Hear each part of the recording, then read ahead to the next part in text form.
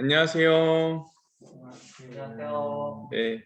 원래 오늘 각자 집에서 하려고 했는데 너무 아쉽죠. 그래서 오늘 변경해서 같이 이렇게 조심스럽게 모이도록 했습니다. 오늘은 사과하고 오가 다루겠습니다. 오늘 교회 머리이신 그리스도와 교회 안에서의 성령님 이 두 분에 대해 다루게 될 건데, 우리 지난 시간에 배워봤던 거 세 가지만 떠올려 볼까요? 뭐가 있었죠?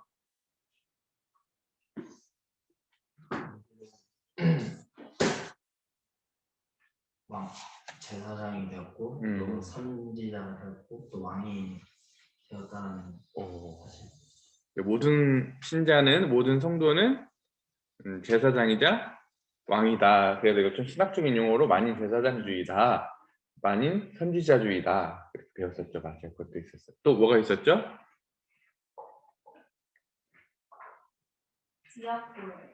지역교회. 맞아요.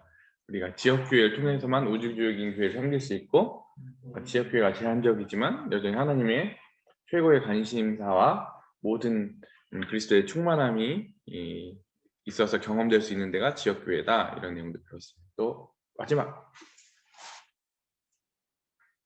예수님께서 인간식을 택하신 이유가 영원히 교회랑 우리와 함께 연합하시기 위하여 인간식을 택하신. 맞아요. 우리 예수님께서 영원 인간이 되기로 하셨는데, 교회의 머리이시자 교회 연합하시기 위해서, 교회의 신랑이 되시기 위해서 그분께서 이 육신을 입으셨고, 지금도 하나님 보좌 우편에 계셔서 우리가, 교회가 비록 이 땅에 있고 지상에 있지만 우리의 신분과 우리의 위치는 하나님 보좌 우편 현상에 기원을 두고 있다. 이렇게 배웠습니다. 다 잘 기억하고 있네요. 오늘은 그러면 사과하고 오가를 다룰 거예요. 근데 오늘 이제 이걸 이해하기 전에 오늘 포인트가 어디냐면은, 우리 그 입문편에서 보면 하나님의 속성이 나오죠. 하나님의 속성. 배워봤어요? 하나님의 속성? 뭐뭐 있죠? 하나님의 속성이? 그것보다 좀 더 큰 카테고리로 알아봐요. 삼위일체? 삼위일체 하나님이 나오고, 그 다음에 그 하나님의 속성이 나와. 사랑. 사랑인데 그 절대적인 속성과 하나님만 가지고 있는 비공유적 속성이라고 하거든요. 그다음에 인간하고 같이 공유하고 있는 공유적 속성, 상대적 속성이 있어요. 그러니까 무슨 뜻이냐면, 하나님에도 여러 특징들이 있는데 하나님만 가지고 계신 속성이 있고, 인간이 하나님 형상으로 창조되었잖아요. 그때 하나님 형상이 뭐냐면 그 공유적 속성이라고 해요. 하나님도 있고 우리도 있고. 그러니까 사랑 얘기했잖아요. 사랑은 하나님도 있고 우리도 있고. 그런데 하나님의 사랑하고 우리 사랑은 같나요, 다르나요? 같아요. 같은데 쉽게 말하면 순도가 다른 거야. 예, 그렇다고 우리 인간의 사랑이 하나님 것과 질이 다르다, 아예 다른 거다고 얘기하면 안 돼요. 이해되겠어요? 예, 같은 건데 왜 그게 공유하고 있는데, 하나님은, 그분의 사랑은 순수하시고 그분의 사랑은 헤아릴 수가 없고, 그분은 우리 인간하고 같이 공유하고 있는 같은 사랑이지만 왜 달라지냐면, 잘 보세요. 그분만 가지고 있는 그분의 절대적인 속성에 의해서 상대적인 속성이 달라지는 거예요. 좀 어렵죠? 그러니까 왜 인간의 상대적인 속성이 같은 거지만 왜 그 안에도 하나님 차이가 생기는가? 왜냐면 그분의 절대적인 속성에 의해서 상대적인 속성조차도 이렇게 갭이 있는 거예요. 이해되셨죠? 네, 이제 근데 오늘 왜 이걸 다루게 됐냐면, 그분의 속성 중에서 성경에서 주권, 그분의 이런 부분들 다룰 때, 하나님의 절대 주권 이런 거 다룰 때 가장 밀접한 하나님의 속성이 뭐냐면 하나님의 자유하심이에요. 뭐라고요? 자유하심. 네, 그분은 실로 자유하세요. 자유롭거든요. 그분은 어디에 그분을 제한할 수 있는 건 이 세상에 하나도 없어요. 근데 왜 율법주의가 문제냐면, 인간이 할 수 없는 하나님의 자유를 침해할 수 없는데도 불구하고 침해하는 게 율법주의야. 그러니까 오늘도 하나님은 마음대로, 그분은 누구를 구원하실 수 있고 은혜를 베푸실 수 있잖아요. 근데 인간 편에서 조건을 만드는 거예요. 하나님, 내가 이렇게 했으니까 하나님 여기 묶이셔야죠. 하나님 나 복 주셔야죠. 내가 하나님의 자유를 침해하는 거예요. 그게 율법주의가 갖는 문제가 거기 있어요. 그래서 오늘 하나님은 실로 절대 주권을 행사하시는 그분은 자유하신 분이시다. 그분은 그분의 선하신 뜻에 의해서 우리 인간은 내 맘대로 한다고 하면 좀 싫은 인간의 경험은 나 싫거든요.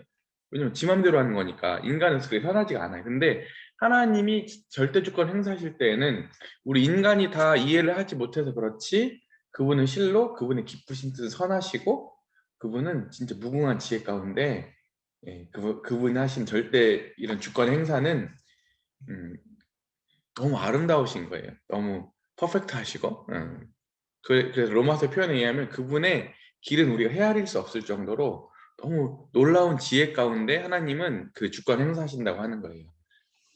그분의 자유는 우리 인간이 침해하면 안 되겠죠? 예. 근데 하나님이 또 때로 침해를 당하세요. 안 당하시는데도 불구하고 왜 그런지는 뒤에서 그러면 인간에게 불행이 찾아오는 거예요. 하나님 자유롭게 행사하시지 못할 때 그럼 인간이 좋을 것 같잖아요. 그런데 그때부터 인간에게는 모든 문제와 불행들이 거기서부터 파생이 되는 거예요.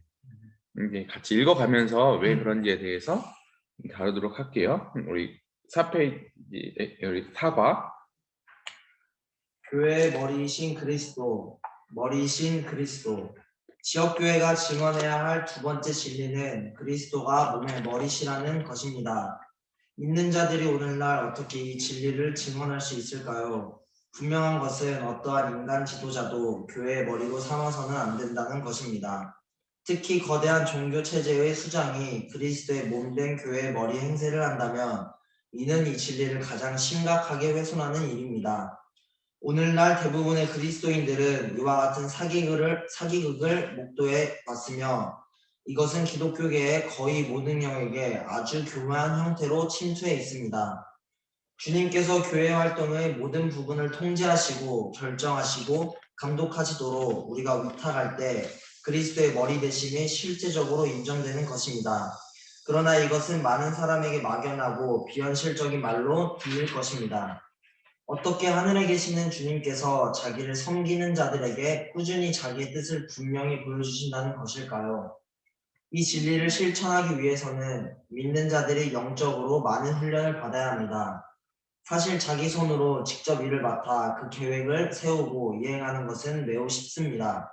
하지만 신약의 원리들은 성령의 능력을 통해서만 수행될 수 있음을 기억해야 합니다. 주님께 의뢰하고 인내로 기도하지 않으려는 자들은 교회의 머리이신 주님께서 지상의 지역교회들을 친히 인도하시는 것을 결코 경험할 수 없을 것입니다. 이러한 점에서 그리스도의 머리 되심을 입술로만 인정하는 것과 실제로 인정하는 것은 완전히 별개의 문제입니다. 겉으로는 많은 사람들이 그리스도께서 머리가 되신다는 진리를 위해 피 흘리기까지 싸울 것처럼 보이지만 실제로는 오히려 그들이 교회 안에서 독재자가 되어 이 진리를 부인하는 경우가 있습니다. 또한 교회 안에서 어떤 공식적인 직책이나 임명을 받지 않고도 어떤 한 사람이나 무리가 교회를 마구 휘두르는 경우도 있습니다. 디오드레베가 그런 사람이었습니다. 그는 으뜸되기를 좋아해서 악한 말로 요한과 같은 경건한 자들을 비난하고 영접하지 않았을 뿐 아니라 영접하려고 하는 자들마저 교회에서 추천했습니다. 이것은 그리스도께서 교회의 머리가 되신다는 진리를 정면으로 부인하는 행위였습니다. 교회의 본부는 영적인 활동과 권위의 중심이 되는 곳을 말합니다. 교회의 본부는 머리가 계시는 곳, 즉 하늘입니다. 지역교회는 시종일관 한 교회나 교회들을 통제하는 노회, 연회, 총회와 같은 어떠한 기구도 인정해서는 안 됩니다. 각 지역교회는 교회의 머리이신 그리스도께서 직접 통제를 받아야 하며 이 진리에 반하는 그 어떤 것도 용납해서는 안 됩니다. 오늘 이 맥도날드 형제님이 다루는 부분이 진짜 이게 고난이도예요. 이렇게 교회론을 할 때 이런 부분들을 다루는 책을 본 적이 없어요. 너무 멋진 부분인데 왜냐면 여기 보면 이런 말이 나오죠. 인간의 지도자로 교회의 머리로 삼아서는 안 된다는 것입니다. 이게 쉽게 말하면 어디서 1차적으로 타켓을 준 거냐면 캐톨릭, 교황. 한 사람을 꼭지점에다 놓고 조직을 만들잖아요. 그죠? 그런데 실제로 우리가 개신교회에서 캐톨릭을 많이 비판하거든요. 어떻게 인간이 교회의 머리 수장일 수 있냐 이렇게 하는데, 그런데도 불구하고 실제로 가서 보면 이렇게 비판하면서도 불구하고 많은 개신교 교회들이 가보면 그 조직을 만들고 그 안에서 어떻게 한다고요? 우두머리 행세를 하기 때문에 이런 말이 있어. 내가 예전에 누가 했더라? 스트라크 할아버지가 말씀하셨던가? 그 실제로는 로마 캐톨릭에는 한 명의 교황이 있지만 개신교회에서는 수많은 교황들이 있다. 이런 얘기를 했었거든요. 그래서 실제로 우리가 그 교회에 있어서 예수님의 머리 되심을 우리들이 항상 증언을 해야 되는데, 조직을 만들고 인간의 꼭지점을 만들면 그때부터는 실제 그걸로 끝나는 게 아니라 인간도 부패해요. 실은 이 세상에서도 모든 걸 연구를 해보면 인간은 그렇게 선하지가 않아요. 그래서 꼭지점에 섰을 때 절대 권력을 가지면 인간이 부패하게 돼 있어요. 그죠? 그래서 우리 교회에서 윤가인재님이 우리 아버지시잖아요. 그래서 그 교회 안에서 여러 리더십들이 있죠. 장로들이 있잖아요. 그 중에서도 으뜸이시죠. 근데 만약에 우리 교회 청과에 나왔을 때 제일 편하게 목회하려고 하면 장로들을 안 세우고 단독으로 목회를 하면, 1인 목회를 하면 제일 편하거든요. 일사불란하고. 근데 나중에 그렇게 가면 어떻게 될까요? 하나님이 원하시는 교회장으로 절대 갈 수도 없으려니와, 나중에 가보면 우리가 갖는 이렇게 자유로우면서도 풍성한 영성을 교회 안에 누릴 수가 없어요. 그렇게 안 돼 있어, 구조 자체가. 그래서 오늘도 이제 실제로 우리는 많은 부분에 있어서 이렇게 성경적인 교회를 하고 싶지만, 대부분 사람들이 실제로 가서 보면 사람들이 그 안에 꼭지점이 되려고 하고 우두머리가 되려고 해서 항상 그 초대교회적인 모습에서 거리가 멀어지는 것들을 보게 되거든요. 그런데 오늘도 여기 보면 아주 중요한 말들이 있어요. 모든 부분에서 주님께서 교회의 활동을 통제하시고 결정하시고 감독하시도록 의뢰할 때. 그러니까 아까 꼭지점이 생기는 순간 이 부분들이 침해가 되는 거예요. 근데 우리는 이게 당장 손에 안 잡히기 때문에 이게 막연하게 느껴진다니까. 이 말도 써있죠. 그리스도께서 머리 되심이 참으로 인정되는 것입니다. 그러나 많은 사람들에게는 이것이 어떻게 보인다고요? 막연하고 비현실적인 말로 들린다고 하는 거예요.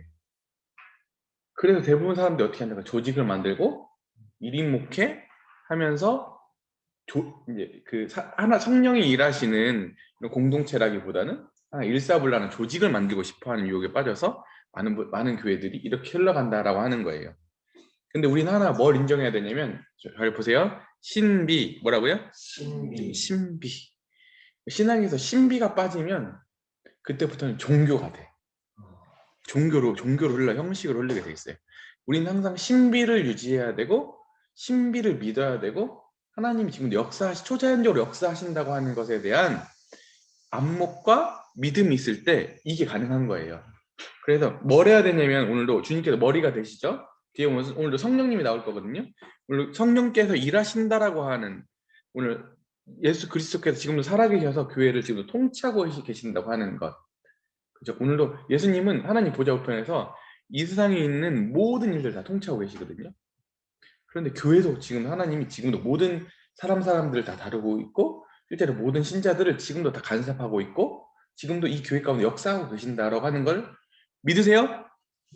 네, 믿지 않으면 우리는 지금 종교 놀이를 하고 있는 거야, 여기 와서. 그래서 뭘 해야 되냐면, 첫 번째, 주님께서 지금 교회 활동을 통제하고 계시는구나, 그죠? 그리고 결정하시고, 또 어떻게 한다고요? 이 교회를 눈동자같이 지켜보시고 감독하고 계신다라고 하는 것. 이런 관점이 있을 때 우리가 교회 생활하면서도 진짜 신앙생활다운 신앙생활을 할 수 있는 거예요. 아멘이죠? 네. 그리고 그런데 이게 자연스럽게 되는 게 아니라, 실제 우리 사람은 본능적으로 인위적이고 계획을 세우고 주도면밀한 하는 게 나쁜 건 아닌데 그렇게 그런 일변도로 흐르고 싶은 게 인간의 본성인 거예요. 신비를 인정하기보다는.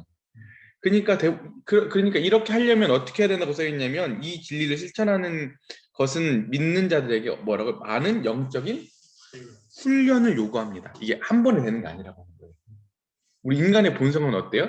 아담 안의 본성은 죄인이기 때문에 종교적이고 이게 신비를 인정한다면 내가 하고 싶은 거야. 하나님 일하실 때까지 기다리거나 그분이 드러내실 때까지 그분의 역사를 기다리기보다는 마치 누구처럼 사울이 먼저 제사를 드렸던 것처럼, 그죠? 그렇게 들었던 것처럼 인간은 인간 편에서 먼저 그 일들을 행하고 싶어 해요. 아시겠죠? 그래서 사실 자기 손으로 직접 일을 맡아 그 계획을 수립하는 것이 왜 훨씬 용이하기 때문에 그래요. 또 인간의 보기에도 당장 효과적이고 뭐 하는 것 같거든. 그죠? 그래서 이렇게 된다는 거예요. 그런데 이제 뒤에 보면 이런 말이 나오죠. 우리가 뭘 기억해야 되냐면 성령의 능력을 통해서만 수행될 수 있음을 기억해야 되는데 의뢰, 기도, 인내 과정을 밟지 않는 자들은 교회의 머리이신 주님께서 지상에 있는 지역교회로 인도하시는 것을 볼 수 있는 특권을 결코 갖지 못할 것이다.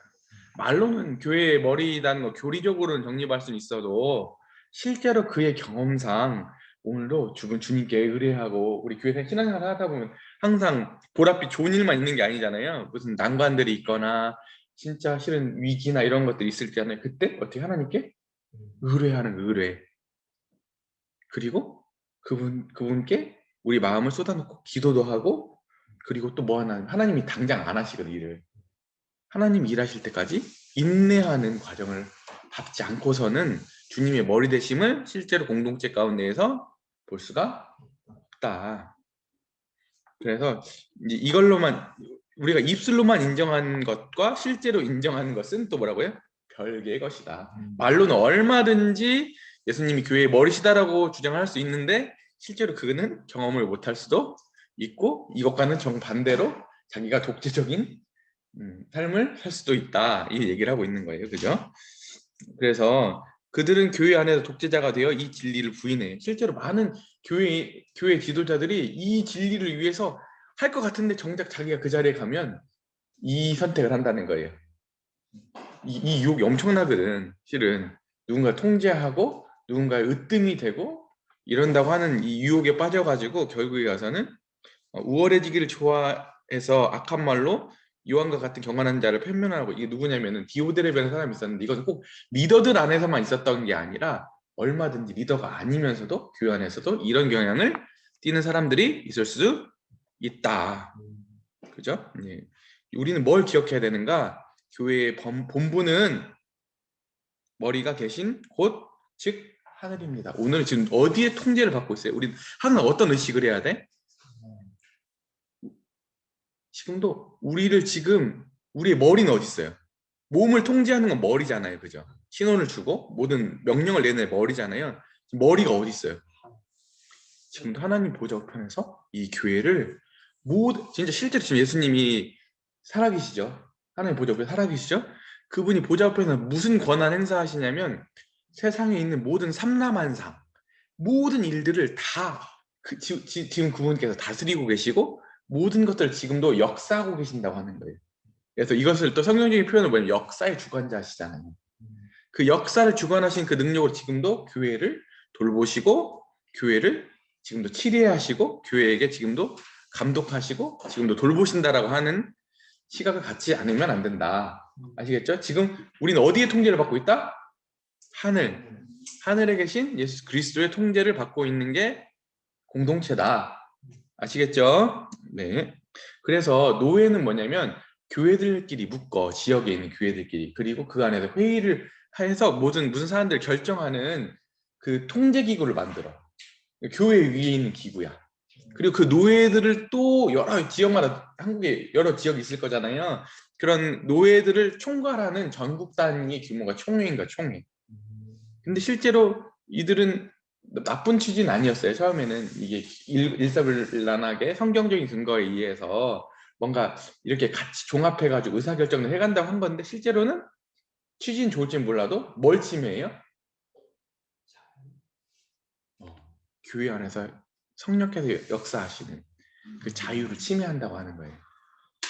그죠? 그래서 우리 교회의 특징이 뭐냐면 우리는 독립교회예요. 뭐라고요? 우리는 각각 지역 교회들이 어떤 다른 기구나 다른 교회에 의해서 통제받는 교회가 아니에요. 아시겠죠? 예. 영접의 원칙 이거였어요.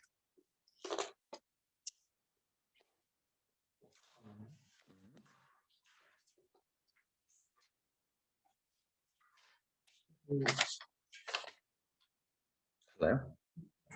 좀 다른 것 같은데. 뭐예요 제목이? 저는 모든 믿는 자인 몸의 지체. 네. 모든 믿는 자는 몸의 지체이다. 앞에서도 언급한 교회 진리들 가운데 세 번째는 모든 믿는 자는 그리스도의 몸의 지체라는 것입니다. 교회는 이 진리를 정확하고도 신실하게 나타낼 책임이 있습니다. 교회가 가르치거나 행하는 그 어떤 것도 모든 그리스도인의 하나됨을 부인해서는 안 됩니다. 지역교회가 이것을 어떻게 증언할 것인지의 문제는 어떤 성도를 지역교회 교제에 영접할 때 따르게 되는 방침과 관련이 있습니다. 이를 가리켜 영접의 원칙이라고 부를 수 있는데 다음과 같이 요약할 수 있습니다. 일반적 원칙. 교회는 그리스도께서 영접한 자라면 모두 영접해야 하는 것이 일반적 원칙입니다. 그러므로 그리스도께서 우리를 받아 하나님께 영광을 돌리심과 같이 너희도 서로 받으라. 참된 교제는 그 사람이 이미 그리스도의 몸 안으로 영접되었다는 사실에 기초를 두고 있습니다. 지역교회는 단지 그를 교회 교제 가운데 영접함으로써 그 사실을 드러내 보여주는 것뿐입니다. 예외사항. 이게 예전에 영접의 원칙이라 나왔는데요. 누구를 교회의 구성원으로 받아들일 것인가, 누구를 교회의 교제 가운데 허락할 것인가예요. 아시겠죠? 그 조건 뭐예요? 영접의 원칙이 가장 큰 원칙? 믿는 자는 누구나 다 뭐라고요? 다른 요건이 있을 수가 없어요. 믿는 자는 누구나 다 영접되는 거예요. 제일 중요한 거예요. 다시 한번 누가 영접된다고요? 모든 믿는 자, 모든 믿는 자는 다 교단이건 성별이건 어떤 배경이건 그가 가지고 있는 과거에 어떻든지 간에 다 영접이 돼야 된다라고 하는 거예요.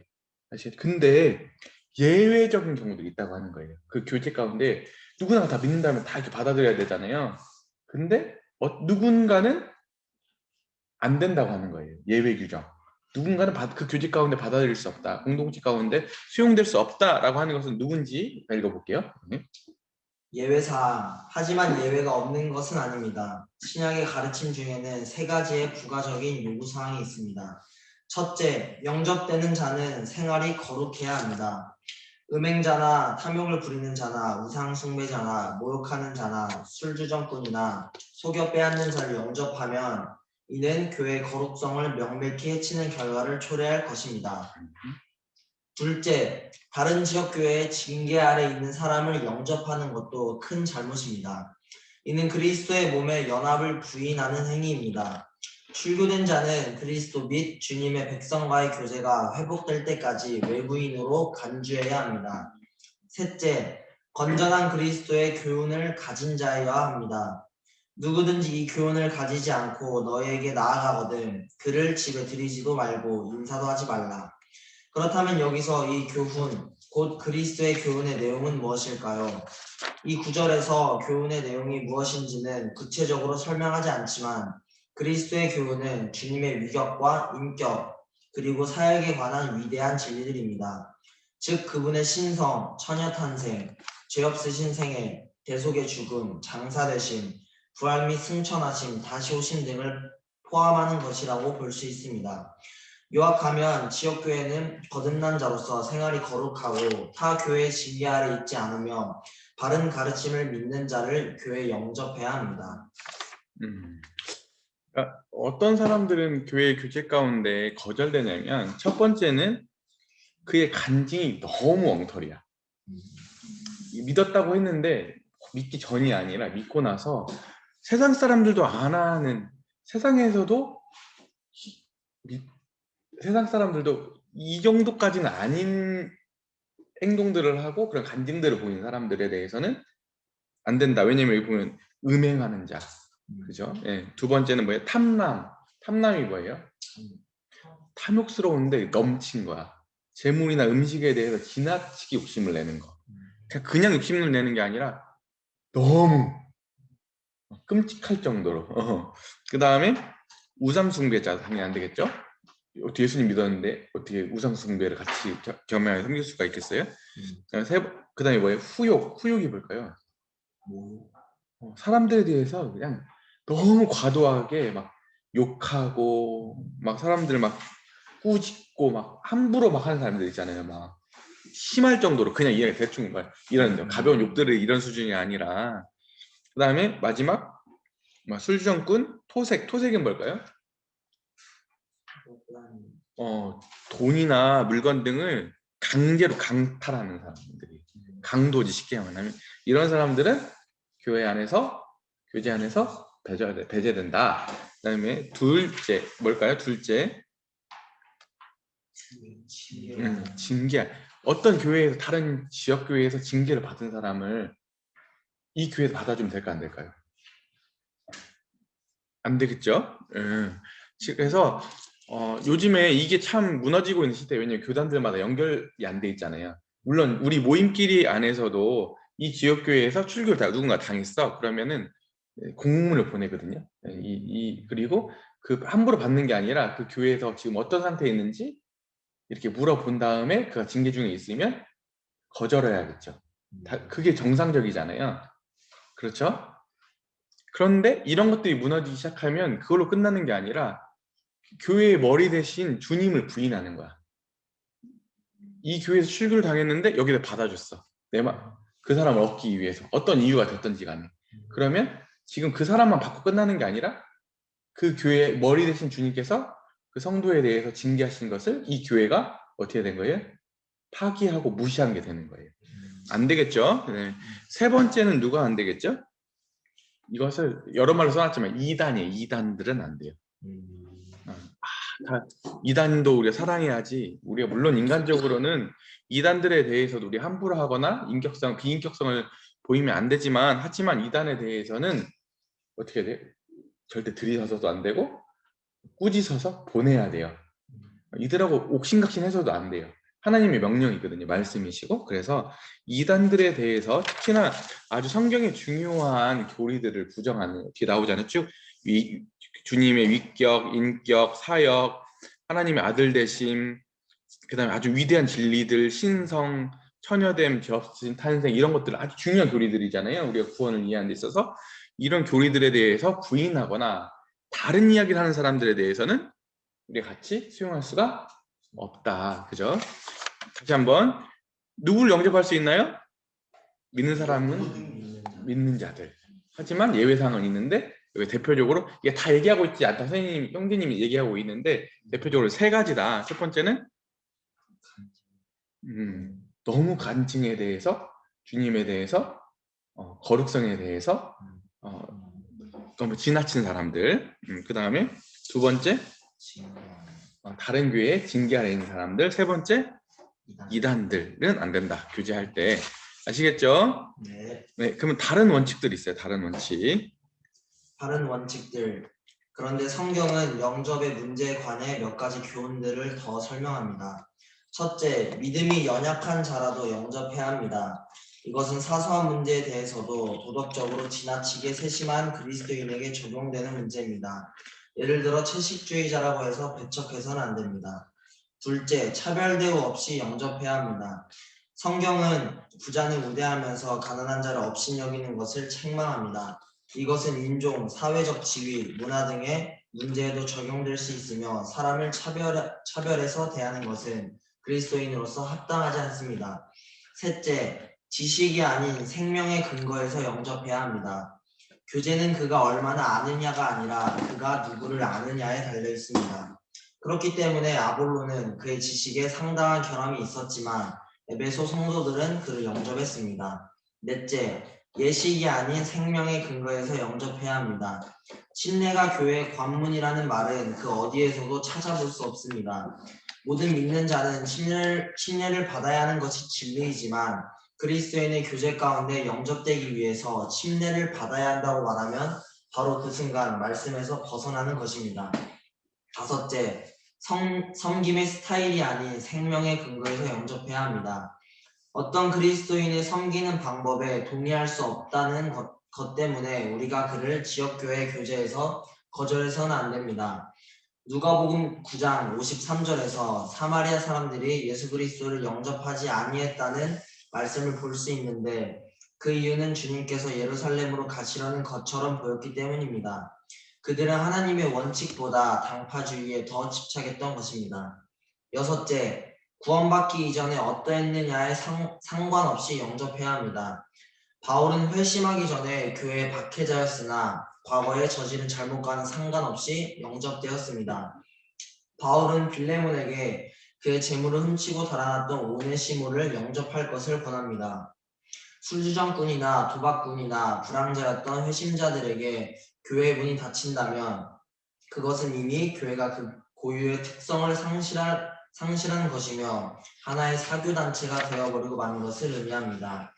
일곱째, 믿는 자를 주님 안에서 기쁘게 영접해야 합니다. 매우 실제적인 의미에서 주님의 가장 약한 지체를 대접하는 것이 바로 주님 자신을 대접하는 것과 같습니다. 너희가 여기 내 형제 중에 지극히 작은 자 하나에게 하는 것이 곧 내게 하는 것이니라. 여기 보면 이제 다른 원칙들이 나오는데 왜 다른 원칙들을 적어놨냐면 아까 위에 있는 모든 사람들을 다 영접해야 되고 이런 예외 규정이 아닌 이상은 우리가 다 수용을 해야 되잖아요. 근데 교회들이 실수를 하는 거라. 어떤 실수를 하냐면 여기 나열되어 있는 이유들로 인해서 이 사람들을 영접하지 않으려고 해요. 영접하더라도 의례껏하거나 이런단 말이지. 그래서 첫 번째는 여기 보면 믿음이 연약한 자라도 어떻게 한다고요? 영접해야 된다. 여기서는 뭐라고요? 믿음이 없는 자가 아니라 믿음이 연약한 사람이 있을 수 있잖아요. 그죠? 로마서에서도 나오고 갈라디아에서 나오잖아요. 그런데 이 믿음이 강하던 약하던 어떻게 해야 돼요? 믿는다고 하면 영접해야 되죠. 그죠? 때로는 어떤 사람들은 우리 채식주의적인 성향을 가지고 있는 사람들 있잖아요. 이 성경 채식주의가 어딨어? 그러면서 이 사람들 이 사람 비성경이고 막 이렇게 안 받아들이면 안 되죠. 그죠? 그가 아직 그런 연약함 가운데 있고 아직 뭔가 다른 이유에 의해서 아직 무언가에 얽매일 수는 있는데 그걸로 인해서 그 사람을 거절하거나 영접하지 않으면 안 된다. 두 번째는 이제 차별 대우가 없어야 된다. 이렇게 계속 배웠죠. 실은 뭐 가난한 사람들, 부자 있는 사람들. 그래서 어떤 이제 저번에도 얘기했다시피 서구에서는 이렇게 많이 계층별로 나눠진다고 했잖아요. 우리나라에도 이런 교회들이 있어요. 그런데 차별 대우가 이렇게 없어야 되는데 이것도 노골적일 수도 있고 비노골적일 수도 있어. 가난한 사람이 그 공동체에 왔는데 부자들이 이 사람에 대해서 너 오지 마 이렇게 말은 안 했을지는 몰라도 여러 다른 모양과 다른 방법으로 이 사람을 무시하거나 이 사람이 적응하지 못하도록 해서 영접하지 않을 수도 있다. 그러면 쓰겠느냐? 그죠? 예. 그다음에 셋째, 지식이 아닌 생명의 근거에서 영접해야 돼요. 그죠? 어떤 교리를 얼마나 잘하느냐 이거에 의해서 그런 게 아니라 그가 진짜로 예수님을 믿느냐 안 믿느냐 그 안에 진짜 생명의 터치가 있느냐 없느냐 이거에 의해서 하는 것이지. 이런 경향들은 어디에서 강했냐면 그 장로교 있잖아요. 장로교가 좋아요. 그 교리를 엄청 잘 정리해놨거든요. 그 그룹이 하나님 주신 은사야, 특징이야. 근데 그게 지나쳐서 그래도 최소한 이 정도는 많이 알아야지. 이런 교리는 이렇게 정리를 했던 게 강했다고. 그리고 이 진리의 이런 내용들을 다 동의하지 않으면 이 사람은 구원이 아니고 영접을 안 하려고 하는 경향이 있다니까. 그러면 안 된다. 아시겠죠? 예. 장점이지만 그게 너무 강화가 돼서 다른 사람들 배척하는 데 쓰면 안 된다. 아시겠죠? 그 다음에 네 번째, 예식이 아닌 생명의 근거에서 영접해야 된다. 그러니까 저도 이런 게 있었는데 그 예전에 기성교회에서 진짜 구원받은 목사님이 있었어요. 우리 교회 예배 참석을 했어. 떡을 줘야 되냐 말아야 되냐 이 문제가 있었거든. 근데 그때는 안 줬던 것 같아. 근데 내가 지금 양심상 이건 내 분별이긴 한데 줘야 된다고 보거든요. 왜냐면 침례도 조건이 아니야. 원래 가서 보면 주님을 믿는 사람이면 누구나 다 뗄 수 있는 거거든요. 원래는. 근데 어떤 공동체 영접의 의미가 있기 때문에 교회에서 침례를 준 사람들에게 주지만 실제로 그게 생명이 있다고 하면 어떻게 해야 돼요? 떡과 잔에 참여하는 게 저는 말씀에 의해서 그게 맞다고 보여져요. 아시겠죠? 예. 또 여기에 또 여러 가지 이유들이 있는데 1차적으로는 그렇다는 거예요. 그 다음에 그래서 여기 보면 교제 가운데 영접되기 위해서 침례를 받아야 한다고 말하면 바로 그 순간 말씀에서 벗어나는 것입니다.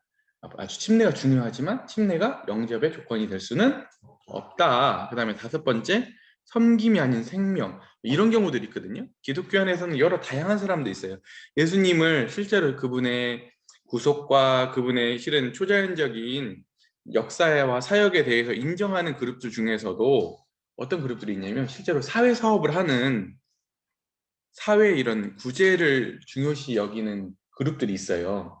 근데 우리랑 다르잖아. 우리는 그런 일 삼아서 안 하잖아요. 그러면 그 사람들이 그렇게 하고 있기 때문에 그 사람들은 우리 형제가 아니야. 우리랑 달라. 그들은 틀렸어. 이렇게 말하면서 영접하지 않으면 안 되는 거예요. 실은 나도 당연 그 사람들 만나면 불편해. 실은 익숙하지가 않고 그럼에도 불구하고 우리는 어떻게 해야 돼요? 그 사람들이 진짜 예수님을 믿고 있고 예수 그리스도의 사랑과 그들이 진짜 예수님을 영접했다고 하면 내 형제잖아요. 그죠? 그들이 내 사역이 아닌 생명의 근거에서 영접해야 하기 때문이다. 아시겠죠? 네. 6번째 뭘까요? 아까는 우리가 거절해야 되는 사람들은 이미 그가 구원 받았다고 고백을 했는데도 불구하고 진짜 그렇게 막 나가는 거지. 윤강재님이 이제 표현에 의하면 그때 그 말씀하셨잖아요. 구원받으면 성령님께 오시면 뭐가 생기는 거야? 브레이크가 생기는 거라. 근데 브레이크가 없는 사람들이 앞에 있는 사람들은. 근데 이게 아니라 예수님을 믿기 전에 진짜 어때요? 세상에서도 이런 남봉꾼들이었어. 근데도 불구하고 예수님을 진짜 믿고 돌아왔어. 근데도 불구하고 교회가 또 과거에 그랬지. 하지만 또 바뀌었다 할지라도 여전히 그들이 과거에 사는 데 있기 때문에 인격적이기 때문에 한 번에 바뀌는 게 아니잖아요. 그러면 여전히 그들이 좀 취약한 부분들이 있을 거거든. 그러면 그들에 대해서 어떻게 되는 거예요? 색안경을 끼고 보거나 그들에 대해서 교회가 적응을 못하게 하는 거야. 그럼 어떻게 될까요? 그것은 이미 진정한 교회의 특성을 상실했고 교회는 하나님 그런 사람들을 부르는 게 교회의 본질인데 교회 상실했고 그러면 그 교회는 지금 뭐가 됐다는 거예요? 사교단체가 되어버렸다고 하는 거예요. 사교단체. 그러니까 여기서 더 그 이면을 들어가서 보면 왜 이렇게 하냐 편하려고 하는 거예요. 말로는 저 사람들이 교회에 와서 막 이렇게 불편을 끼치고 교회의 질서가 깨지고 막 이런 핑계를 대겠지. 근데 내심을 가서 보면 뭐가 문제예요? 그들은 그 불편함을 감수를 하려고 안 하는 거야. 근데 우리가 편하려고 여기 모인 게 아니잖아요. 그죠? 여러분들 이제 꼭 여기서뿐만 아니라 여러분들 청년들 교제하잖아요. 그죠? 우리의 교제를 다시 점검해야 돼요. 여러분들이 만나는 기제와 만나는 성향이 뭐예요? 나하고 맞는 사람? 나하고 편한 사람하고 모이고 있다고 하면 이미 교제가 지금 그 사교단체가 되어간 거예요. 근데 우리 여러분들 뭐 해야 될까요? 오늘도 나랑 편한 사람들만 있는 게 아니라 여러분 오늘 교회 오면 여러분들 교제는 어때야 돼요? 일부러 끼어서 하셔야 돼요. 나랑 불편한 사람들이 있거나 지금 교제가 필요하거나 나의 손길이 필요하거나 교회에 적응이 필요하거나 이런 지체들을 일부러 자연스러운 게 아니에요. 일부러 하셔야 돼요. 근데 이게 성령이 주신 능력 안에서 기쁨으로 해야 돼요. 왜냐면 그 얘기는 뒤에 나와요. 7번째 보면은 기쁘게 영접해야 돼요. 반대의 말이 뭐예요? 기쁘게 영접하지 않는 것은 마지못해서 의례적으로 하는 거예요. 근데 이건 지금 누구에 대한 태도냐면은 이게 예수 그리스도에 대한 태도라고 하는 거예요. 그죠?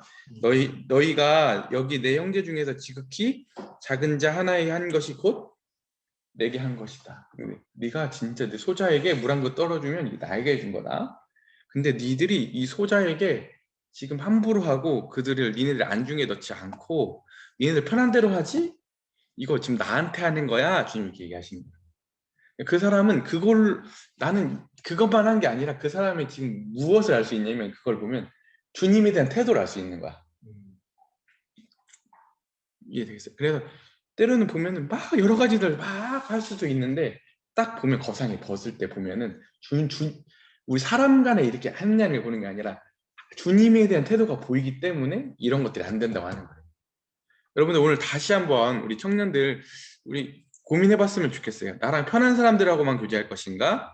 오늘도 진짜 우리 주님의 손길이 필요한 지체들에게 주님의 손과 팔이 되어서 그들에게 갈 것인가? 여러분들이 결정하고 여러분들이 순종했으면 좋겠어요. 이게 자연스러운 일이 아니지만 이 지점으로 가지 않으면 우리 교회는 교회의 존립의 이유가 없어져요. 그래, 이거는 사랑도 아니야. 가서 보면 그들은 뭐 끈끈한 사랑을 한다고 하겠지만 우리 교회에서 이 사교적인 집단을 가리키는 우리 교회만의 용어가 있지. 뭐예요? 사사롭다고 하는 사사로운 거예요. 아시겠죠? 예. 그래서 우리가 이 부분에 대해 하나님 앞에서 우리 음성 듣고 순종했으면 좋겠어요. 아시겠죠? 우리는 그냥 가만 놔두면 그렇게 흐르기가 쉬워. 그잖아요. 교회 더구나 자주 모이잖아요. 청년들이. 그래서 하는 말이거든요. 청년이 자주 모이는 사람들끼리 그렇게 흐르기가 쉽다고요. 나중에 가보면 누가 어떻게 불편해져. 나는 안 맞는 사람이 오거나 그러면 안 되는 거예요. 그러면 이미 그 신호가 이미 사사로운 집단으로 가고 있다라는 것을 눈치챘으면 좋겠어요. 아멘이죠? 네. 그다음에 교회 여부의 구원 여부의 판단 기준. 영접의 간임 여부의 판단 기준. 그렇다면 교회는 어떤 사람이 참으로 구원을 받았으며 교제에 합당한지의 여부를 어떻게 알 수 있는가? 라는 질문이 자연스럽게 나올 것입니다. 네, 이거 설명을 해드릴게요. 그러니까 누군가를 모르는 사람이 왔어. 불특정인이 왔어. 그 사람을 어떻게 교회에 그냥 영접할 수 있냐 이거예요. 근데 영접할 수 있는 사례들이 그 케이스들이 있는데 첫 번째는 뭐냐면 천거서를 가지고 온 거. 얼마 전에 그 윤도근 형제님 왔죠. 왔을 때 서울 북부에서 형제는 이러이러한 형제고 이러니까 우리 교회에서 성도 예절로 맞아주십시오. 이렇게 그 교회에서 정식 천거서를 보내왔죠. 그러니까 그 교회가 이 형제를 보증하는 거예요. 아시겠죠? 네. 그 다음에 두 번째는 뭐냐면 두세 증인. 어느 날 청거서도 없이 왔어. 근데 오늘날 보니까 교회 안에서 아주 유력한 형제님들이 있어. 진짜 믿을만한 형제님. 오늘 온 그 형제님 내가 예전에 같이 교제했고 이 형제 진짜 훌륭한 형제예요. 이렇게 하면 그 성도가 어떻게 됐어요? 우리 교회에 영접될 수가 있죠. 그러니까 외부에 의해서 다른 교회에 의해서 청거서가 온 게 아니라 내부에 있는 신뢰할 만한 두세 사람에 의해서 증명이 되면 그 사람은 어떻게 되는 거예요? 교회로 연결될 수가 있다. 세 번째, 여기 보면 교회의 신임을 얻고 있는 한 사람의 증거로 연결될 수도 있다. 누구냐면 유인광 형제님이 아주 친한 진짜 예전부터 교제했던 사람인데 오늘 뜬금없이 몇십 년 만에 찾아왔어. 이 형제님, 이 지체 진짜 훌륭한 주님께 쓰임받는 일꾼이라고 이 교회 우리 같이 교제하자고 오늘 이렇게 이 교회 안에 유력한 분이 평판을 가지고 있는 분이 보증을 해주면 받아들일 수도 있는 거다. 그다음에 뭐예요? 다섯 번째, 교회에 자체에 사려 깊은 질문과 조사가 있을 수도 있습니다. 앞에 있는 게 아무것도 없을 때 앞에 있는 이런 네 가지 보증할 수 있는 것들이 없어. 그러면 오늘 이렇게 신문은 아니고 오늘 이 사람이 어떤 이렇게 그 과정에 의해서 교회에 오게 되는지, 그다음에 어떻게 그 사람이 믿고 있는 신앙의 고백은 무엇인지, 때로는 이 사람이 먼저 얘기할 수도 있고 간증을 들어볼 수도 있고 또 그게 미흡하다 보면 또 질문을 통해서 이 사람의 생각과 이 사람의 입장을 파악해서 이 사람을 영접할 것인지 말 것인지에 대해서 깊은 질문과 조사가 있을 수도 있다. 그래서 그리스도에 속해 있다는 근거가 있는 확신을 가진 후에 그를 영접할 수가 있다. 아시겠죠? 네. 아무나 영접하는 게 아니라 이런 과정에서 교회 안에 영접이 된다. 아시겠죠? 네. 네.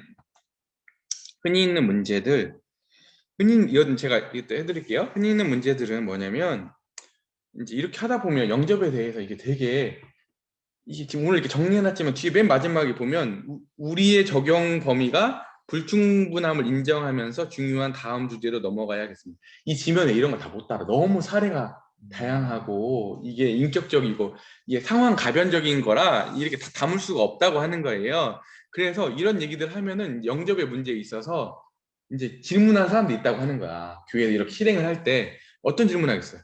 어떻게 교회에서 구원받았는지 하나님도 아닌데 어떻게 구원받았는지 여부에 대해서 다 합니까? 이게 따진 사람도 있다고 하는 거예요. 근데 뭐라고 써 있어요? 그 대답은 이것입니다. 이것은 교회의 권리일 뿐만 아니라 신성한 의무다. 우리가 하나님이 아닌 이상 실제로 모든 사람에 대해서 구원의 여부에 대해서 100%다 알 수는 없어요. 그죠? 하지만 우리는 반면 제한적이지만 그 안에서 그 사람의 신앙 고백과 성령의 교통하심 안에서 그 사람의 구원 여부와 그분의 성도의 여부에 대해서 확인해야 될 이런 신성한 책임과 의무가 있는 거예요. 아시겠죠? 이게 자연스러운 거예요. 그렇다고 우리가 다 100%알 수는 없지만 제한적이지만 그 안에서 충실해야 된다. 그렇지 않아요? 누구나가 다 받아줄 수 있는 건 아니잖아요. 구원받지 않았는데도 불구하고. 두 번째 뭐냐면 어떤 사람이 이렇게 영접이 되었어. 그잖아요. 실제 믿는다고 하고 통과도 다 됐어. 근데 그 이후에 막 잘못된 이단 교리를 막 가르치고 이런단 말이야. 잘못된 교리를 가르치고 해. 자기 생각대로. 근데 어떻게 해야 됩니까? 이런 경우에는 어떻게 된다고요? 하나님의 말씀대로 모든 사람 앞에서 그 가르침을 꾸짖어야 돼. 그죠? 이미 그게 어디까지 퍼졌을지 모르기 때문에 공개적으로 이것에 대해서 시리를 해야 돼요. 그죠? 왜냐면 이런 부분들은 개인적인 어떤 실수가 아니라 교회의 이 쓴뿌리처럼 이게 파고들 수가 있는 거고 이 잔재가 남는 거기 때문에 이 거짓 가르침들에 대해서는 공개적으로 처리하고 이게 왜 아닌지에 대해서 증명을 해줘야 된다. 교회가 공개적으로. 신약교회는 오직 성경의 말씀이 가려지지 않는 환경에서만 재기능을 할 수 있기 때문이다. 이렇게 써 있습니다. 그다음 세 번째 어떤 또 질문들이 있냐면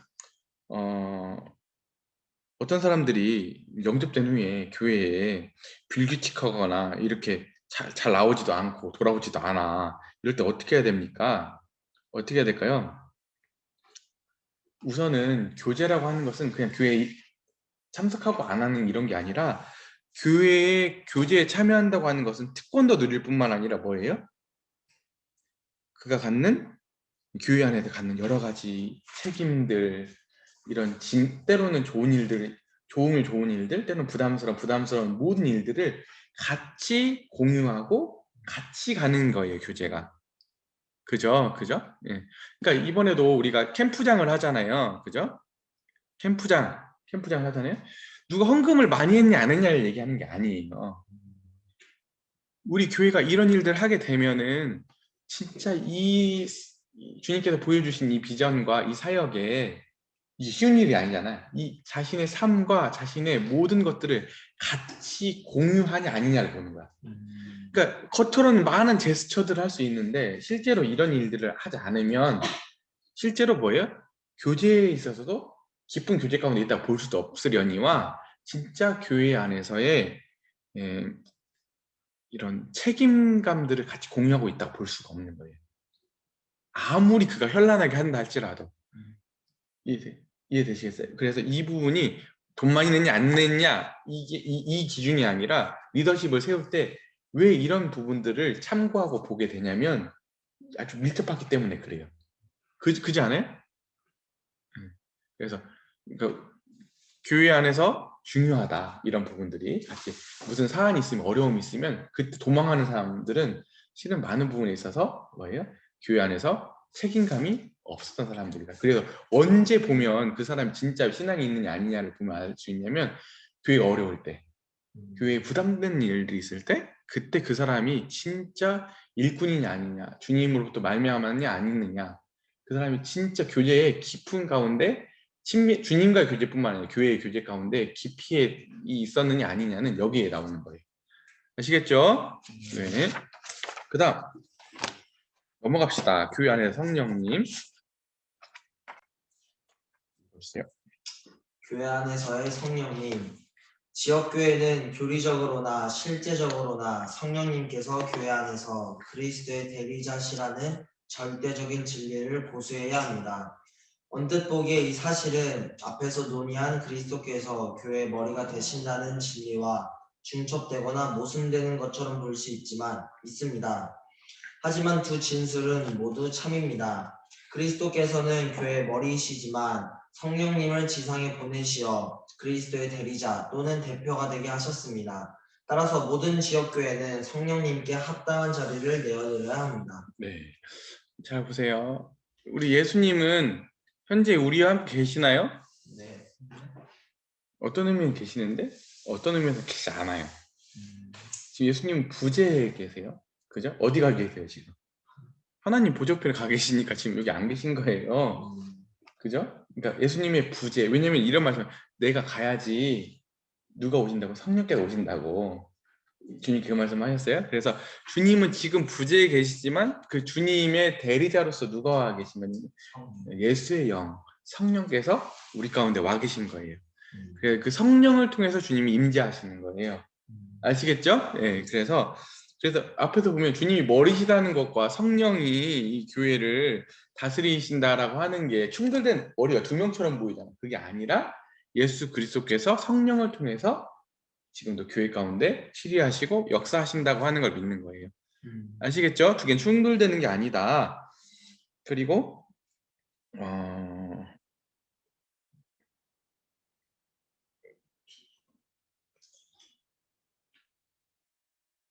그러므로 모든 지역 교회는 누구께? 성령님께 합당한 자리를 내어드려야 한다. 합당한 자리가 무엇인지 한번 볼게요. 이제 읽어주세요.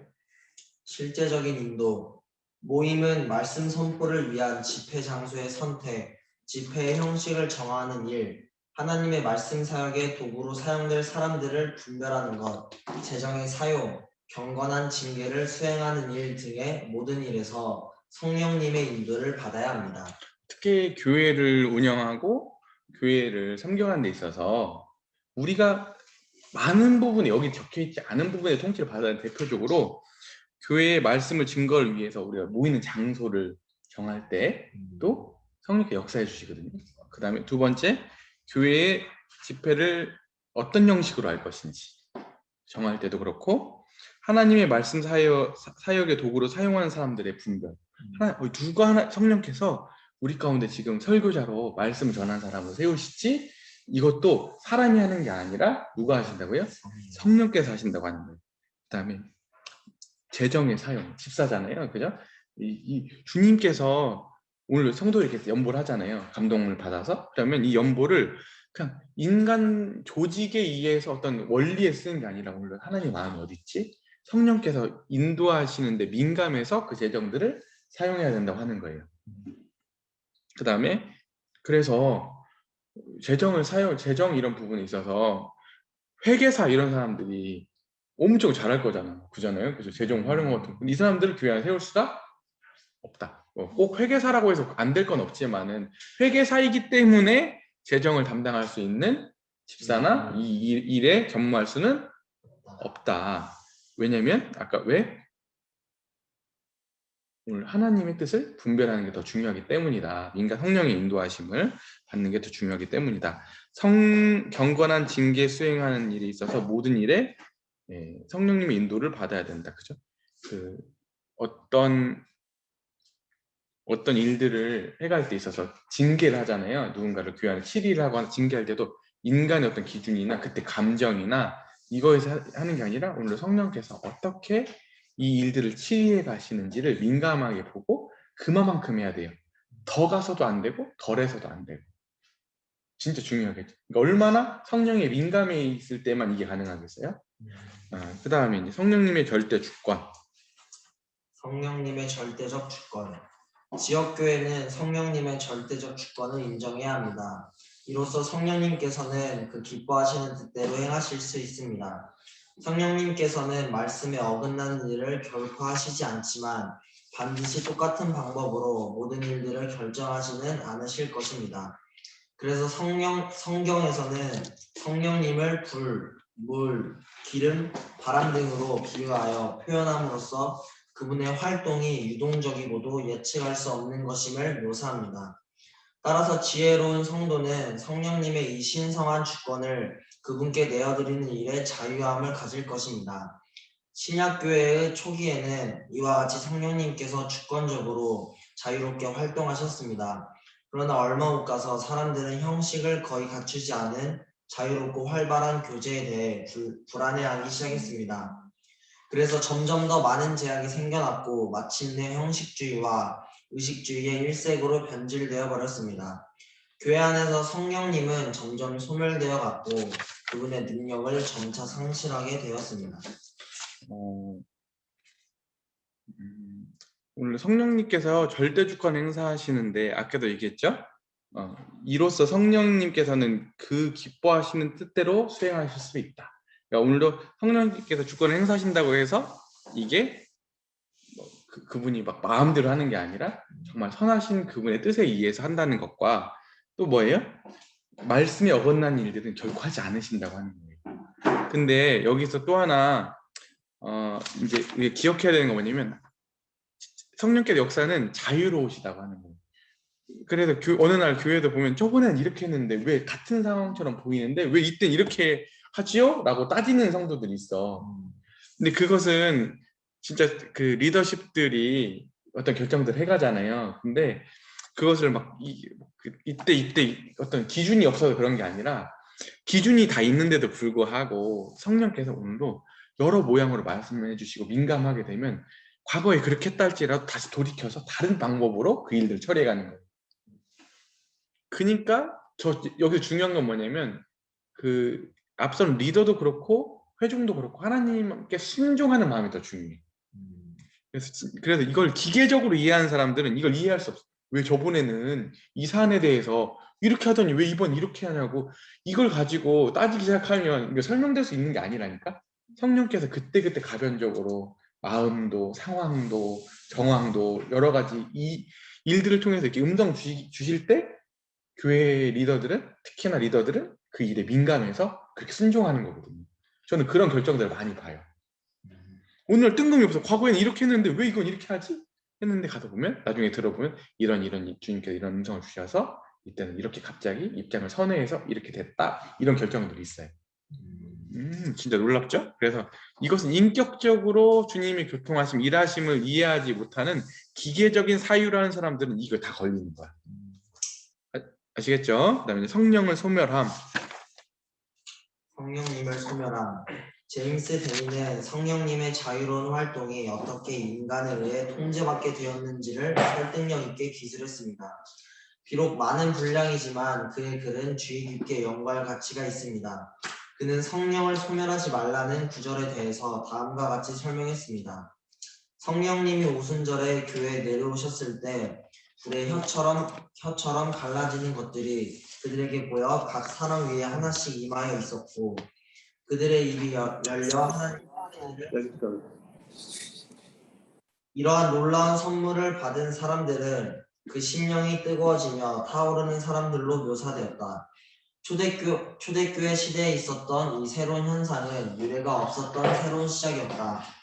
그것은 그때까지 전혀 알지 못했던 영혼의 불을 생각과 감정에 지폈다. 이와 동시에 사람들은 하나님의 새로운 비전, 거룩하고 새로운 사랑, 성경과 인생의 의미에 대한 새로운 통찰력, 그리고 뜨겁고 강력하게 선포되는 새로운 말씀의 권세 등을 인식할 수 있게 되었다. 고린도 성도들에게 바울이 쓴 첫 번째 편지에서 그는 초창기 그리스도인 무리들의 모습을 묘사하고 있다. 그들 중 누구도 잠잠하지 않았다. 모든 사람이 찬양시, 계시, 예언과 해석 등을 가지고 모임에 임했다. 성령의 나타내심이 각 사람에게서 분출되어 유익을 끼쳤고 모든 사람이 성령의 불을 뿜어낼 준비가 되어 있었다. 네, 이제 다 안 읽고 설명을 드릴게요. 한번 읽어보세요. 이제 성령을 소멸한다고 하는 게 뭐냐, 공동체 안에서. 그러니까 그 이제 주님을 처음 만나고 뜨겁게 주님을 믿게 되면 사람들이 열이 가거든. 그분께 사로잡히게 되는 거예요. 그런데 신앙생활을 이렇게 오래 한 사람들 있잖아요. 특히 형식에 빠진 사람들은 이게 보면 이게 너무 불편하게 보이는 거야.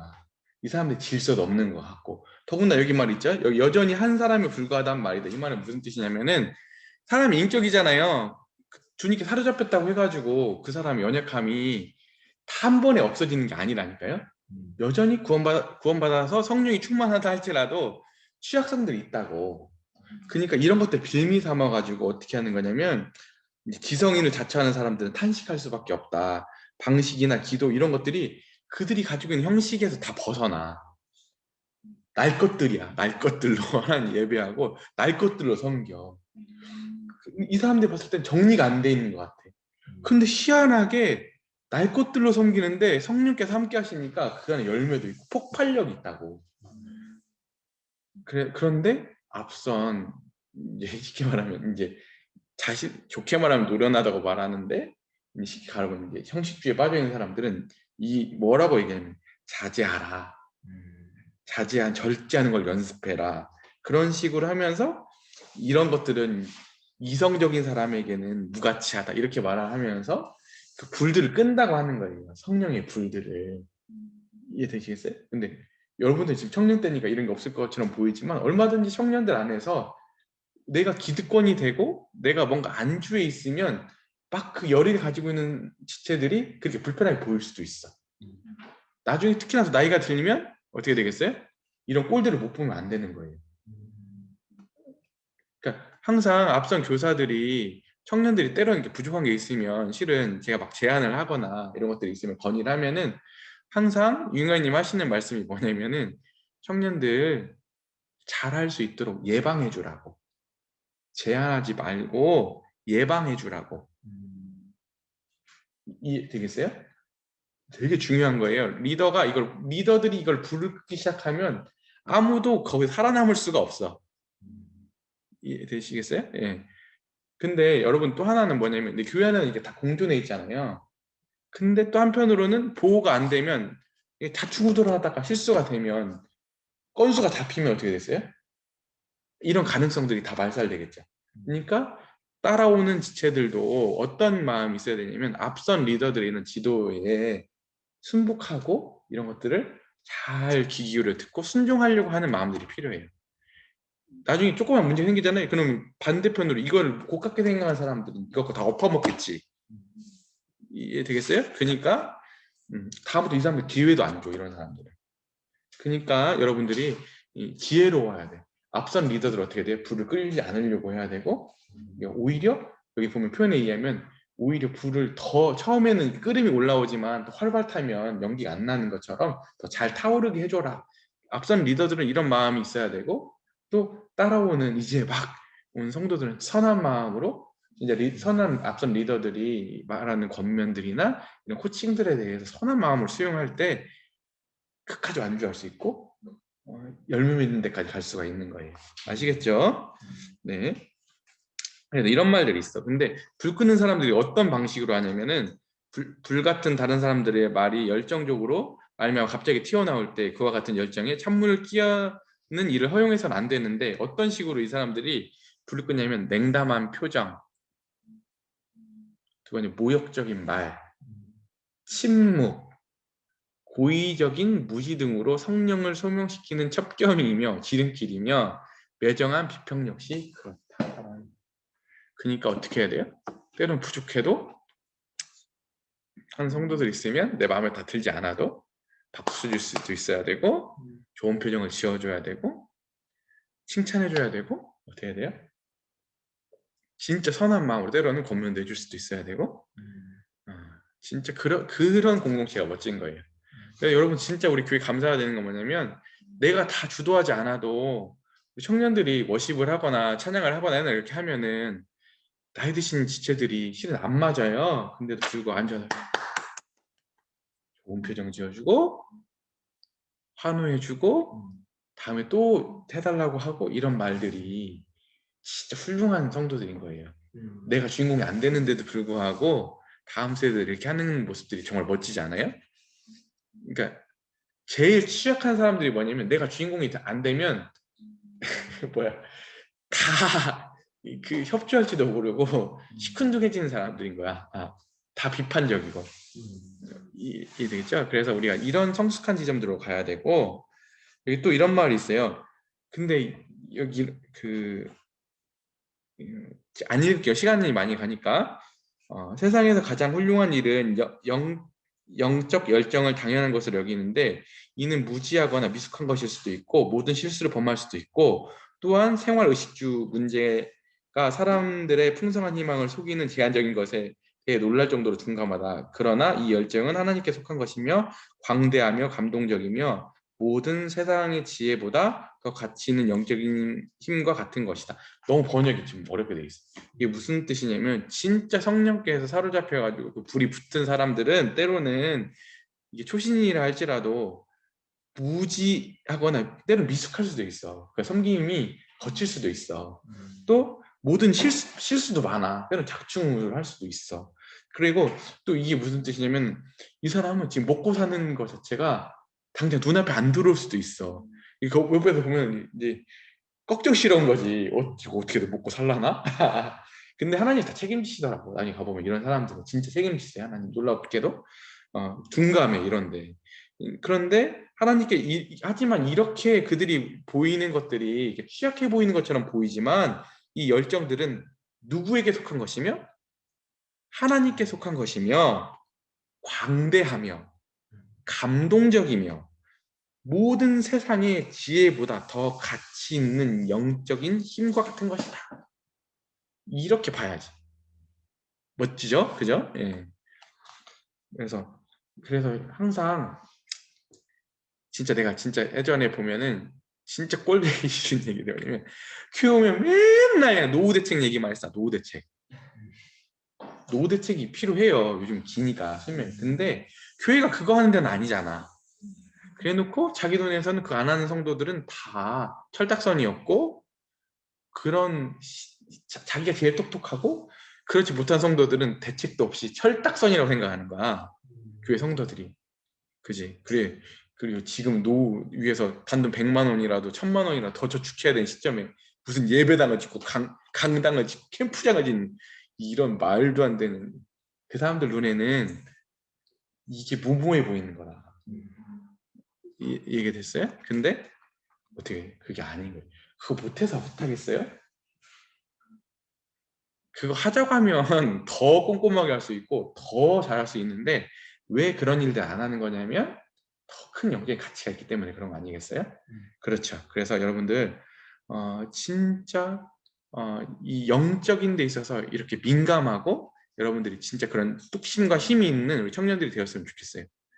그리고 진짜 때로는 부족해도 주님이 직장도 여러분 책임지실 것이고 저 지체에 나중에 어떻게 장가라도 제대로 가봤어? 이러는데 주님이 더 놀랍게 그 지체에 가진 것보다 더 놀랍게 복 주시는 것들을 여러분들이 목도하고 그것들 경험해 갔으면 좋겠어요. 아시겠죠? 제가 하는 말은 앞에 있는 것들이 다 나쁜 건 아니에요. 그게 우상되면 안 돼요. 하나님은 얼마든지 그런 것들을 우리가 부족해서 채우실 수 있는 분이라고 하는 걸 믿는 거예요. 아시겠죠? 네. 그 다음에 보면 이런 말들 있죠. 질서를 지키는 사람들은 자유에 대한 이해심이 없고 또 인정하려고 하는 것이 아니다. 않으려고 하는데 성령의 자유가 교회 안에 즉석에서 간단하게 억눌려지는 일이 발생되는 것인데 다스리는 은사들 다 삼켜버리는 아론 지팡이처럼 이런 말이 나와 있는데 왜 그러냐면 이 사람들은 가서 보면 모든 걸 다 통제하고 싶은 거야. 가서 보면 불안한 거예요. 왜 가서 그러냐면 그다음 믿음이 없기 때문에 그래요. 누구에 대한 믿음? 오늘로 예수 그리스도와 성령에 대한 믿음이 없기 때문에 그분이 통치하신다고 하는 데 있어서 안정감을 못하고 이게 되면 자기가 다 하고 싶은 거야. 아시겠죠? 그래서 파생된 게 뭐냐면 아까 성령께서 자유하시는 게 실은 굉장히 신앙적이고 고난이도적인 거잖아요. 그러니까 이게 불안하고 이걸 이해할 실력이 없으니까 어디로 간 거냐면 성직자주의로 간 거예요. 성직자주의. 이게 다 계속 성직자주의에 대한 설명이에요. 그죠? 그래서 나중에 가보면 여기서 또 어떤 문제들이 발생되냐면 모든 성도들은 다 직접 하나님께 나아갈 수 있죠. 네. 근데 인간 중간자가 생기는 거야. 그죠? 예, 여기 그걸 지적하고 있는 거예요. 예, 그리고 또 하나는 뭐냐면 그래서 형식주의에 빠지게 된다. 이렇게 가다 보면 그리고 또 여기서 이런 형식주의에 빠지게 되면 뭐 어떤 문제가 생기는가? 신선감이 다 사라져. 교회 안에 신선함이 없어져. 이건 생기가 없어진다고. 역동성이 사라져. 그래서 근데 이런 형식주의는 항상 기독교 안에서 지독히도 있어 왔어. 근데 이런 것들을 해치고 나온 그룹들이 있는데 여기 나오는 거예요. 더 이상 이를 참고 견딜 수 없어. 2세기에 몬타니스트나 중세 이단 종파로 오해된 무리들. 왜냐면 앞에는 형식주의자들에 의해서 이게 믿음의 신앙의 그룹들이었음에도 불구하고 이단시 됐다고. 근데 영국의 공화정 시기의 독립교회, 퀘이커 교도들, 웨슬리파 평신도 설교자와 구세군, 우리 플리머스 형제단 교회들 그리고 오늘날 우리에게 있는 복음적인 기관들이 모두 다양한 각도에서 성령의 증거였다. 그러니까 이런 것들을 뚫고 나온 그룹들이 있는데 우리와 같은 그룹들이었다고 하는 거예요. 근데 우리와 같은 그룹 뚫고 나왔는데 다시 형식교회로 가면 되겠어? 말이 안 되는 거예요. 그죠? 그래서 또 하나는 아까 성령께서 일하시는 것을 인간이 다 하나하나 여지를 안 두잖아요. 다 인간이 모든 법과 제도에 의해서 다 하기 시작하면 뭐가 사라지냐면 창의성이 사라져. 창의적이지가 않게 되는 거예요. 주님 섬겨하는 데 있어서. 다 그냥 다 교회가 공무원보다 더 공무원화 되는 거야. 공무원 사이에 가보면 딱 그 규범 안에서 더도 안 하고 딱 자기 딱 감사 때 안 걸릴 만큼만 하잖아. 공무원 집단 진짜 창의성이 진짜 없거든요. 그렇게 되는 거예요, 교회가. 교회가 그러면 썩었어요. 그죠? 주님 섬겨하는 데 있어서. 그 다음에 오늘날 성령께서 말씀 마음껏 활동하신다면 읽어주시겠어요? 오늘날의 성령님, 우리가 성령님을 참으로 주님께서 보내주신 인도자로 의지하면 우리 지역교회 예배에서 성령님의 역사하심이 어떻게 나타나게 될 것인지 잠시 생각해 봅시다. 맥킨토시는 이러한 이상적인 상태를 생생하게 묘사해 줍니다. 우리 각자는 성령님의 인도하심을 받아야 하며 오직 예수님을 바라보고 모여야 한다는 것을 알고 있다. 따라서 우리는 성령님의 인도를 받는 집회를 향해서 활기 없고 침체에 있다거나 유익도 없고 시시하다는 등의 불평을 해서는 안 된다. 그리고 본성적으로 무엇인가 하려는 버릇, 예를 들어 마음에도 없이 형식적으로 기도를 하거나 말씀을 나누거나 침묵을 메우기 위해 부자연스러운 찬송을 택하는 등으로 거룩한 예배가 침해를 받지 않도록 해야 한다. 성령님의 인도 아래 있을 때 우리 모두는 주님을 대면하고 있음을 깨달을 것이며 주님의 손에 의해 채워지고 합당하게 사용될 것이다. 각자의 시선은 주님을 향하고 각자의 심령은 주님께 사로잡힌 바 될 것이다. 성경 한 구절을 들을 때에도 그 구절이 하나님의 음성으로 들려서 그 마음 가운데 말씀의 능력을 체험할 수 있게 된다. 한 성도가 기도할 때에도 모든 성도의 마음이 주님께로 인도될 것이며 찬송을 부를 때에도 우리의 심령이 주님께로 들려 올려져서 하늘나라에 있는 비파를 연주하듯 될 것이다. 우리는 하나님의 성소에 있는 것처럼 느낄 수 있어야 하며 이별이 없는 하늘나라에서 예배드릴 그날의 즐거움을 미리 맛볼 수 있어야 한다. 그러니까 형식적으로 되면은 침체하고 유익도 없고 그다음에 형식적으로 기도하고 말하기 위해서 말하고 침묵을 메우기 위해 찬송하는 등 정말 예수님의 그 주님 하나님을 향한 그 예배가 모욕스럽잖아요. 근데 오늘 성령께서 역사 시작하면 이런 모습이라는 거예요. 다시 한번 읽을게요. 너무 멋지지 않아요? 우리 모두가 주님을 대면하고 있음을 깨달아야 하며, 그죠? 오늘도 사람의 일이 아니라 오늘도 누구를 대면하고 있다고요? 주님을 우리가 이렇게 대면하고 있다고 하는 거예요. 오늘도 주의자매 제 앞에 있잖아요. 이렇게 대면하고 있는 것보다 더 실제적으로 오늘 주님을 대면하고 있는 인식이 생긴다고 하는 거죠. 주님 손에 의해 채워지며 합당하게 사용되어야 한다. 그죠? 주님에 의해서 모든 것들이 채워지고 합당하게 사용되어지고 그다음에 각자의 시선은 주님을 향하고 그죠? 모든 사람들이 사람 쳐다보거나 어떤 환경 쳐다보는 게 아니라 누구에게 시선이 집중돼요? 오늘 우리 가운데 계신 그 예수님에게 사로잡힌 바 된다고 하는 거예요. 시선이 고정되고 각자의 심령은 주님께 사로잡힌 바 되어야 한다. 성경 한 구절 읽게 될 때 그 구절에서 하나님의 음성을 들을 수 있어야 된다. 성경을 그냥 의례껏 읽는 게 아니라 오늘 주님에게 말씀해 주시는 말씀으로 듣게 되고 순종하게 된다고 하는 거죠. 한 말씀 한 말씀을 듣게 될 때 그 심령의 능력을 체험할 수 있어야 된다. 그 하나님 말씀의 그 권능이 내 마음을 사로잡을 뿐만 아니라 나를 변화시키는 능력이 있는 것도 경험하게 된다고 하는 거예요. 한 성도가 기도하게 될 때 우리의 심령이 주님을 대면할 수 있어야 된다. 한 성도가 주님을 위해서 진짜 사로잡혀서 기도하는데 내 마음이 거기 얹혀져서 나도 같이 기도가 되는 그런 상태 멋지지 않아요? 진짜 그런 기도가 드려졌으면 좋겠어요. 찬송을 부르게 될 때 우리의 심령은 주님께 올라가서 하늘에 있는 비파를 연주하듯 해야 한다. 그죠? 오늘도 사람 앞에서 얼마나 노래 잘하냐, 실수 안 하냐 이런 게 하는 게 아니라 오늘 우리 심령이 하늘에 계신 주님께 드려진다고 하는 거죠.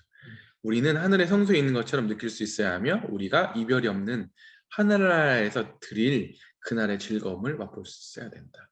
앞으로 진짜 천상에서 예배 드릴 거거든요. 우린 그날을 고대하고 기대하고 살아가는 자들이잖아요. 근데 그 천상의 그 예배의 그 경이로움이 이 땅에서도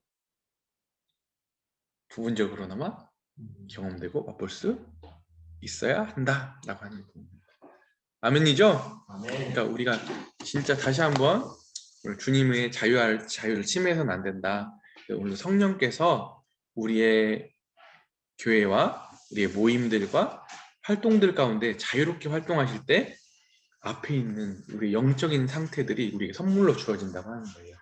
이 지점으로 나갔으면 좋겠습니다. 아멘이죠? 네, 우리 청년들 이 지향점으로 주님을 진짜 이렇게 섬겼으면 좋겠어요.